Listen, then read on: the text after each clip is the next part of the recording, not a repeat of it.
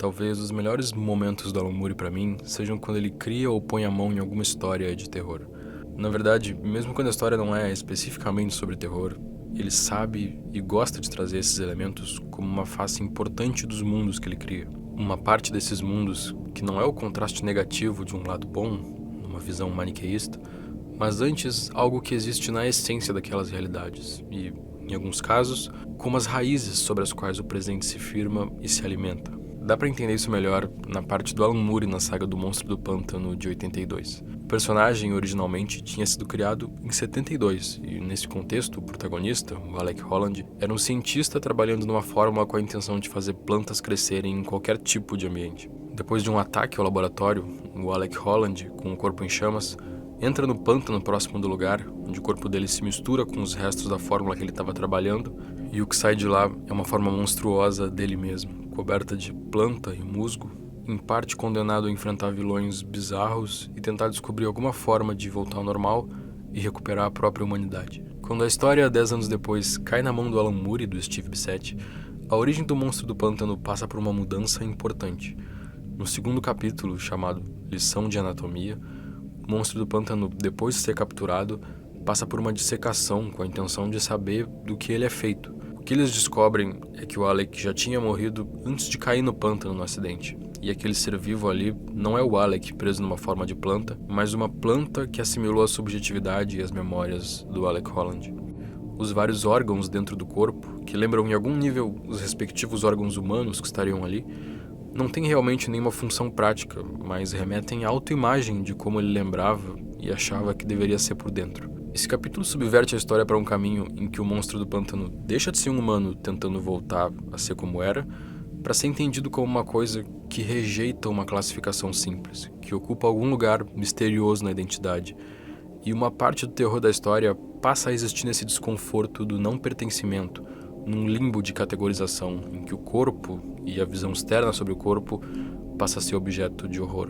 Os esforços dele para compor uma identidade ainda humana, que rejeitasse o rótulo de monstruosidade, o modelamento do corpo para encaixar naquela autoimagem criada que não corresponde com o que ele era, é exposto diante dele como uma coisa patológica, um quadro clínico de dissociação, um tipo de doença de um corpo que agora é definitivamente monstruoso. A resposta dele se dá num nível que é real e é físico. A forma humana se desfaz e se funde com a vegetação, com a consciência do verde, conforme ele tem esses sonhos surrealistas em que a identidade é distorcida, roubada e manuseada. O primeiro grande conflito do quadrinho passa a ser um de pertencimento ao corpo e de identidade. E o clímax da resolução em torno disso acontece conforme matura a relação entre o monstro do pântano, agora aceitando ser chamado por Alec, se a pessoa preferir, e da personagem da Abby.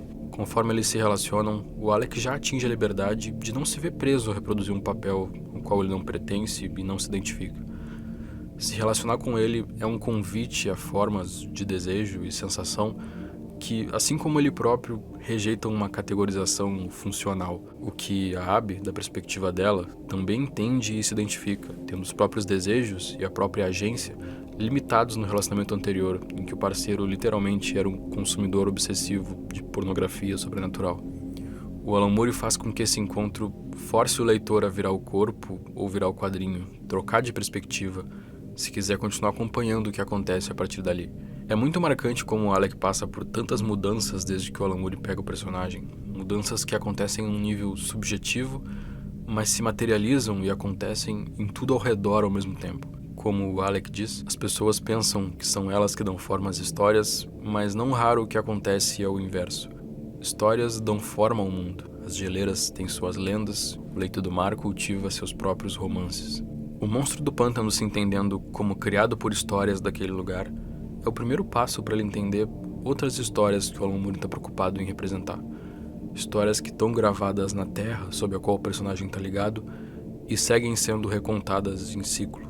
Essa foi uma segunda decisão que foi importante na concepção que ele teve do personagem, o lugar em que ele existe. O monstro do pântano passa a ser mais fixado no espaço e no tempo. Ele não é o monstro de qualquer pântano, mas do pântano de uma cidade específica no sul dos Estados Unidos. A compreensão do personagem sobre a própria natureza e a terra em que ele está ligado se segue ao encontro com outras coisas que existem profundamente no solo daquelas terras. Outras histórias. Ele conhece uma personagem que é apresentada no capítulo se questionando por que a vida de uma mulher tem que ser cadenciada com sangue. O capítulo acompanha um dia na vida dela, passando pelo supermercado, vendo anúncios com imagens de mulheres no caminho, recebendo visitas em casa, cada um desses lugares, em algum nível, um espaço de confinamento, sufocamento do feminino, faminto de lua. O monstro do pântano só chega lá a tempo de encontrar essa manifestação elemental de ira e se vê diante de uma situação em que não tem o direito nem autoridade de fazer nada, só observar a tentativa desesperada, esse tipo pobre de luar, o único tipo de liberdade que ela teria. Logo depois disso, numa antiga propriedade de latifúndio, o Alec descreve a sensação do que seria o resultado de emoções ferozes e corrosivas, a ponto de talhar a marca quente no próprio solo. Se levantam dali pessoas que não conseguiram descansar e, sem aguentar mais, saem querendo liberdade, liberdade desse solo ruim, onde sentimentos enterrados envenenam as raízes do mundo, liberdade dessas terras contaminadas que deitam frutos tão amargos. Conforme o Alec viaja pelos Estados Unidos, ele tem esses encontros com seres que, assim como ele, estão ligados àquela terra, ainda que como um tipo de maldição da qual eles só querem se ver livres. Se no início do quadrinho ele reflete que talvez monstros como ele, criaturas da noite, não tenham mais lugar nesse mundo, com cada vez menos cantos escuros, conforme ele viaja pelo país, ele vê como essas manifestações existem exatamente da mesma forma, não só como ecos do passado, vampiros, lobisomens, zumbis, compondo essa odisseia para um terror americano que não vive na escuridão, num lado oculto, mas sim se reproduzindo confortável sob a luz da modernidade ali. Em um dos capítulos, num período meio que de maturação que precede a vinda de pesadelos para a realidade, um personagem compra uma cópia de uma pintura do Francisco Goya, O Sono da Razão Produz Monstros. Ela mostra um artista, talvez o próprio Goya, dormindo em cima de uma mesa, enquanto vários monstros aparecem na escuridão por trás. Eles representam, por um lado, a ganância, a ignorância, a superstição, monstros da irracionalidade, crescendo enquanto o artista perde a consciência, quando não são balanceados pela razão. Essa interpretação reconhece ali os valores iluministas do Goya. Por outro lado, a pintura tem essa dualidade. Ela parece deixar em dúvida se o artista tem que se manter atento para expulsar esses monstros do mundo, ou se eles são a fonte da criatividade dele, e essa imaginação, essa negatividade da consciência que surge à noite, é parte do processo sem o qual a arte não pode existir.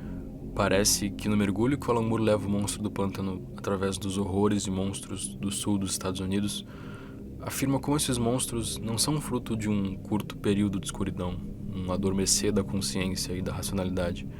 Eles são, na verdade, a sustentação sobre a qual a sociedade ali está fundada e sem a qual ela não pode continuar existindo do mesmo jeito.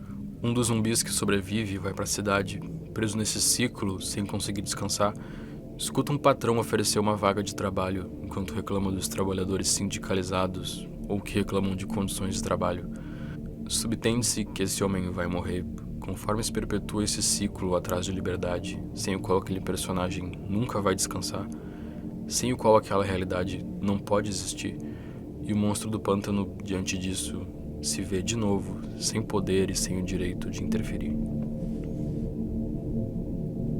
Meu nome é Otávio e deu pra perceber que eu gosto muito de Monstro do Pântano, então eu vou deixar na descrição a recomendação de algumas histórias que eu gosto bastante e também outras coisas do Alan Moore que são muito boas. Não esquece de dar uma olhada e lembrando que comprar por um desses links ajuda a gente a manter o canal. Dá uma olhada também na nossa campanha de apoio, sem ela a gente não conseguiria continuar produzindo desse jeito.